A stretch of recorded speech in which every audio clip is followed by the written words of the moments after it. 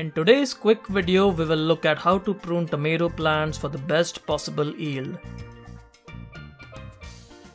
Indeterminate tomato plants can become very large and spiral out of control.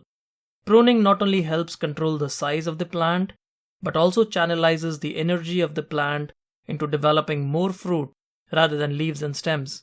A tomato plant has a main stem and also a lot of offshoots called suckers.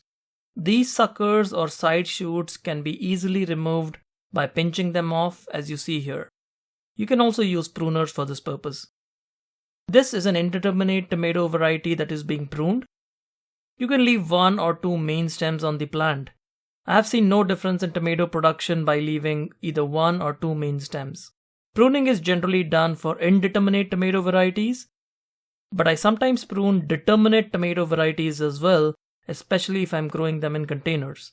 It makes the plant more manageable. Here you can see a determinate tomato variety being pruned and how we are pinching off the suckers. Now, as your indeterminate tomato plants start growing and becoming larger, they will send out more suckers. So make sure you keep pruning your tomato plants throughout the growing season.